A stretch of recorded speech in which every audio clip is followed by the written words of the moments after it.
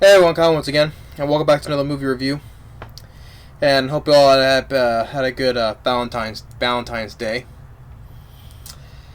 So, I would have considered this a Valentine's Day review, but day after though. But still, the film that I enjoyed, one of my favorite films, in my top 5 of last year. So yeah, I would say this is my third favorite film of last year. And to me, the best animated film of last year. Better than anything that Disney had last year. Even though like I said, the best animated film I've seen. Well, I have not seen Toy Story 4 yet. Still, I have not seen Toy Story 4 yet. But to me, this is better than. As I said, I passed a couple of videos. I've said about about how Disney has been. So, but to me, this has been the best animated film I've seen last year, and I was looking forward to it, and I really did enjoy it, especially to end the series. But as for the trilogy, and that is of the third entry of How to Train Your Dragon: The Hidden World. Now, like I said, from DreamWorks Animation over the years, they have big hits, and there's been some that I have not cared for. To me, I think the worst one that I've seen from DreamWorks was The Boss Baby.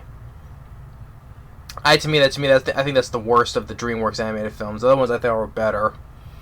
I mean, even the Shrek films, even the sequels that they go, I thought was better than The Boss Baby. But I love Monsters. I love Monsters vs. Aliens. I do like the first 2 Shrek films. Puss in Boots, the spin-off, I liked. Of course, I love the How to Train Your Dragon franchise. So I think that's the best one of what DreamWorks had to make. Is this franchise. And I enjoyed this last entry of the series. Now, after this, I'll review the short film, which is with the ending of this film, How to Train Your Dragon: Homecoming. So I will get to this here in the next one. But How to Train Your Dragon: The Hidden World. Now, of course, this will be the first DreamWorks animation film that was released under Universal Pictures, because since their deal with Fox, they had a 5-year contract from 2013 till 2018, has ended. So now DreamWorks has been under the thumb for Universal Pictures, and this was the first one. And it's funny, the thing is, each of the How to Train Your Dragon, the 3 films, each one has been under each company. The first one's been under Paramount. The second one's been under Fox, and now this one's been under Universal. But I enjoy this. The final of this trilogy. The voice cast once again does a really good job, especially Jay Baruchel as Hiccup, America Ferrera as Astrid, Craig Ferguson as Gobber. Even with the other supporting ones like Jonah Hill, Christoper Mintz-Plasse, the returning back, Kristen Wiig, Cate Blanchett comes back as Hiccup's mother. Even Kit Harrington, who played the other one from the second film, comes back. The only problem I have with the thing was Tough Nut, because throughout the first 2 films, as well as, well, except for this one, and the rest of the TV series and the short films, all of which has been voiced by T.J. Miller. But to get this other guy here, who this guy's name is,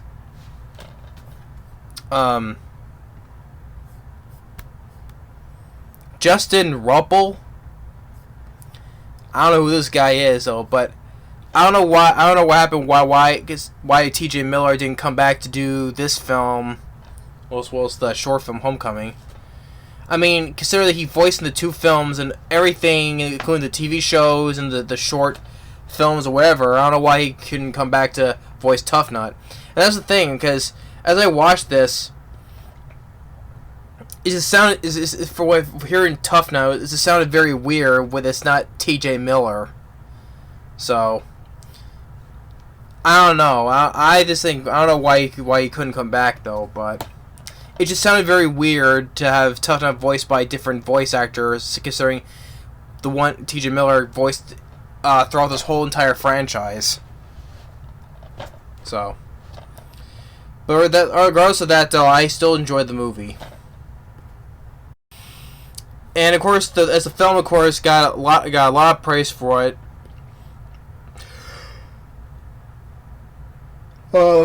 Has a high rating on Rotten Tomatoes. Has a 91% Rotten Tomatoes, considering this trilogy has been rating in the 90s of Rotten Tomatoes. Like the first film had like a 98% Rotten Tomatoes, and the second film like what 92, 93. This is a 91, so all 3 films are in the 90s range. And it closes as a 7.5 IMDb as well. And the film was very like the first 2 films. Well, this one made more than the first film, but it did not surpass the second film, because first film made 494 million, second film made 621.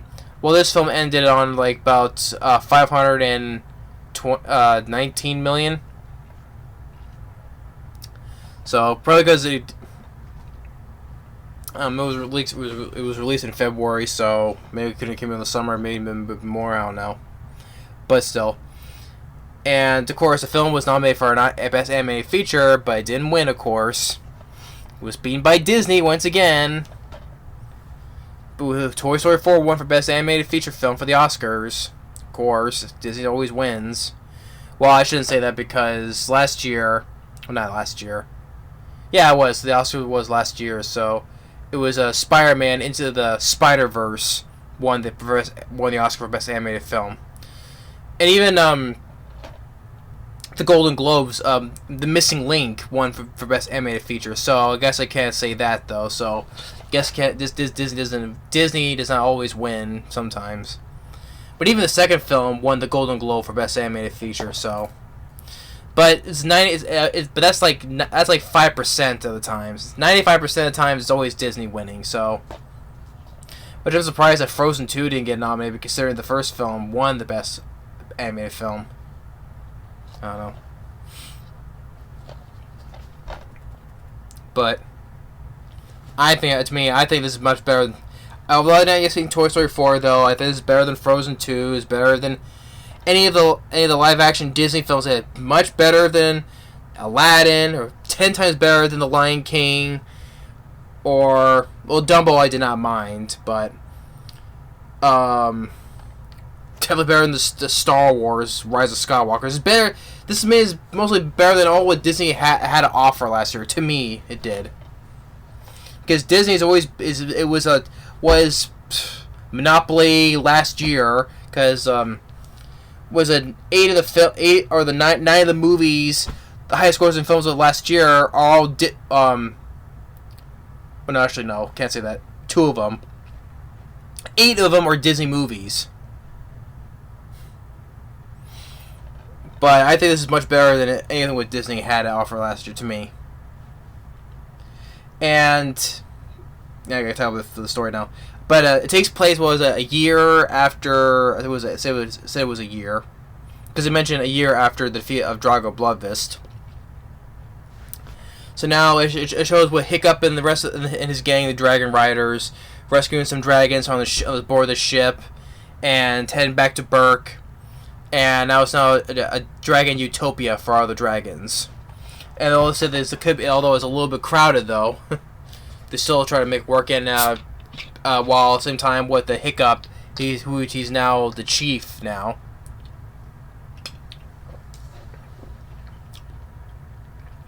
And while that's going on, we have our villain name of Grimmel Grizzly. The Grizzly, voiced by F. Murray Abraham. was like, okay, F. Murray Abraham, he hasn't done something like in quite some time, so it's cool to hear F. Murray Abraham. But I thought he did a good job voicing the villain of Grimmel. He's a dragon hunter. He's the one who killed like all the Night Furies. And so there's this other criminals that wants Grimmel to handle it, and what they have caged up is this white what you say, Light Fury is it called? And from then on, that's what Hiccup sees the Light Fury. Instantly falls in love and thinks he's now not the only one left. And since he still can't fly properly because of his tail, because of Hiccup, but Hiccup makes a makeshift thing where he can fly on his own. And while it's going on, that they get attacked by Grimmel, where he sneaks into Hiccup's house, burns the place down.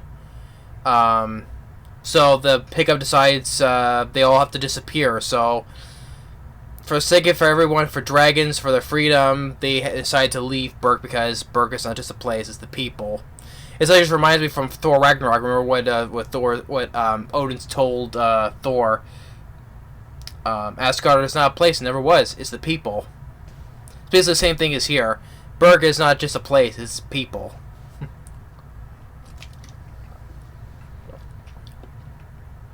So they take wherever they can. They fly out because they also want not only that they want to leave for the dragons, but you get a flashback to when Hiccup was a little boy, and his father Stoic, the Vast, which is surprisingly they brought Gerard Butler to come back to voice Stoic, which was cool, considering that when he died in the second film, sadly. But they only brought it back for the flashbacks. But Stoic was telling Hiccup when he was a boy that there was a place for the real home of dragons called the Hidden World, where this great waterfall is at the edge of the world. So that's what they say where they want to go to for the dragons. So they grab where they can. They leave Berk, and they find this little place where you could say it'll be their new home for the Vikings. And Toothless meets with the Light Fury again. Starts doing a little dance, and which Hiccup's telling him do this and do this. And one thing leads to another. They want to go get with Grimmel again, but it sets another trap, and there's a bit of a scuffle where Grimmel tells them the story that he was in the same position with Hiccup when he did that he couldn't bring himself to. Well, Hiccup couldn't bring himself to kill Toothless, the Night Fury, but Grimmel did kill one, and now he says he wants to kill all of them. But they eventually get out of the fight, and until Rough Nut stupidly gets left behind. I guess how Tough Nut and Rough Nut, they're always acting morons. So, but it's funny that when she's just locked in a cage, but she just keeps on rambling, talking, rambling. And it's annoying the piss out of Grimmel until he says, "Oh, get out of here, get out of here." But eventually, which leads to before that, Hiccup and Astrid, they fly in Stormfly, which they eventually find the Great Waterfall, which leads to the Hidden World of Dragons, where humans are not allowed there. So, but when they see Toothless, and because he's the alpha still, and you do see the what was it? Was it the behemoth, or what was it? What was the name of the dragon from the big dragon from the second film? That the Bewilder Beast, I think it was. There was the Great Bewilder Beast, the one the giant dragon that Drago was controlling. Like when by the end of the second film, like they shot off one of its tusks and it ran away with Drago still on it. But you see that same dragon though, along with the other dragons. So like, whatever happened to Drago Bloodfist? Did he die when? Did he die when at the end of the second film when the dragon swam into the sea? Did he drown or what? They don't explain whatever happened to Drago. Was not sure he. Well, he hasn't shown up, so I assume he's dead now. But wait, so what's at the end of the second film with that dragon? Did it just die when it dived on the water? It took him with them, and he just drowned. I mean, you see that same dragon that's along with it because you can tell he's missing a tusk, like the one in the previous film, the second film. So I guess that dragon was free from Drago Bloodfist somehow, and now he's no longer anywhere around. So I assume that he's dead, but how? I think that reading, where is it?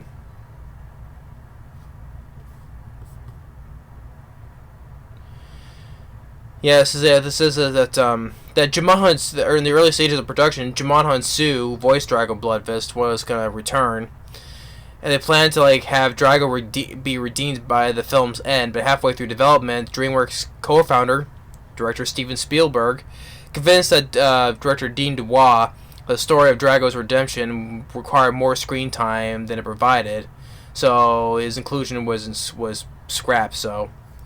But the thing is, they don't explain that. If they explain, is he dead or alive? I assume he's now dead, though. But they don't explain it in the movie, so I don't know. It's just that's something something that just bugged me. That's something that just bugged me about that. I mean, you don't give a real thing for a villainous death for Drago Bloodfist. Essentially, he's the guy who killed, helped kill Stoic, Hiccup's father.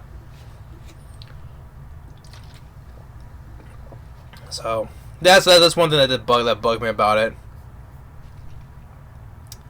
But anyway, yeah, but you see that same dragon there, but no Drago. So, and then so they get out of there, and that's when all the dragons both the Furies, Toothless and the Light Fury, got captured. And Toothless orders the other dragons to stand down, so he doesn't want to get the other one killed.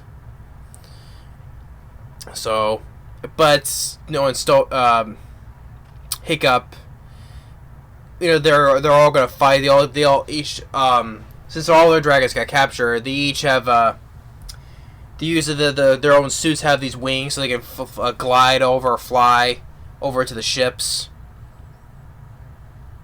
So there was all this big fighting, and one thing leads to another. That the Toothless got shot with a dart. He's fallen, and Hiccup tells the Light Fury to save him while he lets go of the dragon, taking him and Grimmel with him. But he gets saved, and Grimmel just falls in the water. That's that. So I guess he died by drowning, I guess. Because you see him fall because he lets go, Hiccup lets go of his prosthetic leg, and Grimmel falls and hits the water, and I guess he's dead. I guess, he died from the impact of the water, or did he drown? So that's another thing, you don't see him, I guess you assume that he drowned, I guess. That's why I assume. I guess he drowned when he fell in the water.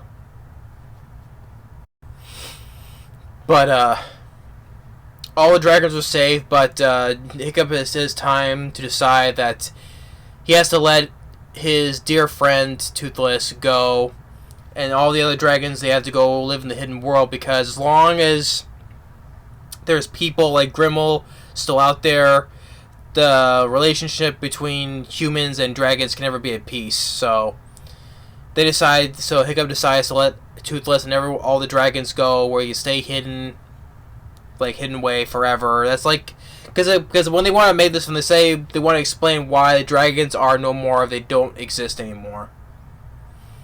So that's the reason. So only they know where they are, where they live, but that's it. So until people and dragons find a way to, get rid of all the bad guys, then all the dragons and the good people will continue to live peacefully.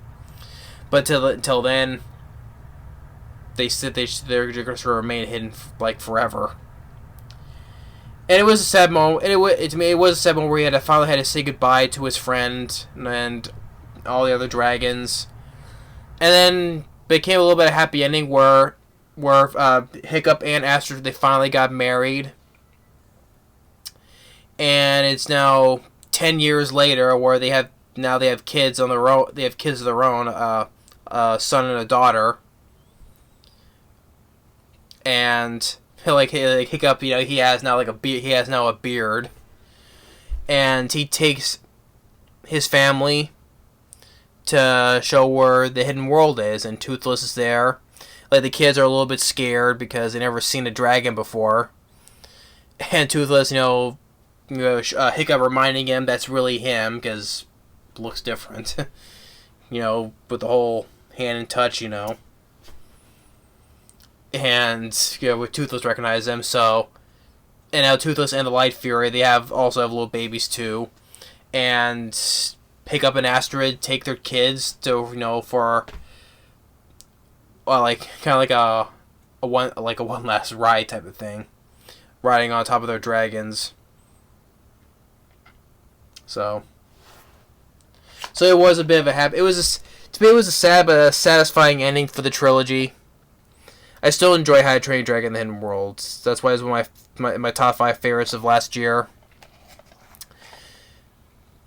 It was a sad but satisfying ending. The voice cast, especially Jay Berthel, America Ferrera, they do a really good job. Craig Ferguson, Cate Blanchett. Even the little role, even what they had with I think that Jonah Hill, Christoper Mintz-Plasse had a little less voice time in the movie. That's the thing, that I think they had a little less voice time they had in the previous films, Jonah Hill and Christoper Mintz-Plasse. But they would do Kristen Wiig too, as well as Kit Harrington. But the guy Justin Rubble, it was just really weird to hear him voice Tough Nut, considering that the whole time it's been T.J. Miller. It just felt really weird just to hear a completely different voice.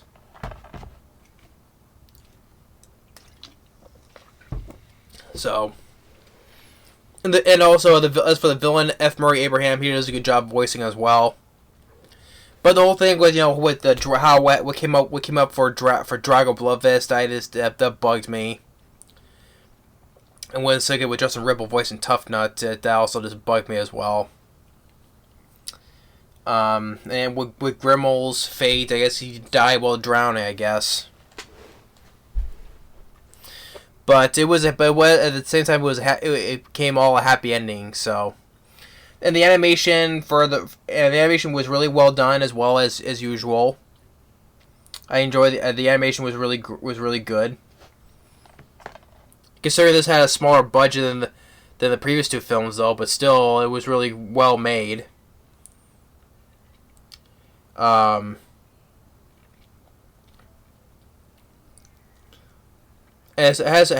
for features, has an alternate opening, feature commentary, deleted scenes, among other features as well. And the score by John Powell, who did all on the previous 2 ones, he did a good job on the score. It was a good score too, like the previous 2 films. But I enjoy How to Train. I really enjoy How to Train Your Dragon: The Hidden World. Yeah, like I said, if this really was the end, well, technically not, because on Netflix there was a new thing on Netflix where there was a spin-off of the show. It was called what was it? I did watch the show and I was like, it's not the same without with our original characters, because this new show, like these 2 kids, they're the lead kids. They can now talk to dragons, because they said that they were raised by a mother dragon. Now they have the ability to understand dragons now. So I saw it and I was like, subpar, I'd say. I don't think I want to watch that series again, because I'd rather watch the series of these. So yeah. But I enjoy How to Train Your Dragon: The Hidden World. That was one of my favorites of the series. To me, it was better, the best animated film, better than anything what Disney had offered last year. Also, all this, I did not mind Dumbo, and I did like Frozen too, but better than The Lion King, better than Aladdin, better than Star Wars, better than... Well, I cannot say better than Toy Story 4, because I have not yet seen Toy Story 4, so I can't judge on that, though. Although, I'd probably say, even if I did see Toy Story 4, I'll still say How to Train Your Dragon is still better, so... Even if I did see Toy Story 4. But yeah, that's my review for How to Train Your Dragon: The Hidden World. I did give it a thumbs up. I enjoyed it still because I'm a big fan of this franchise. So, but next I'll be able to review my review of the short one, Homecoming.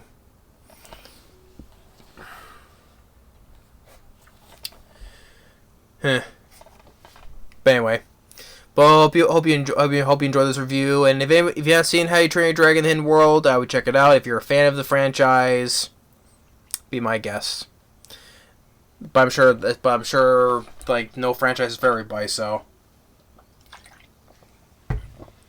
but thanks for watching. Stay tuned for the next review for How to Train Your Dragon: Homecoming. Later.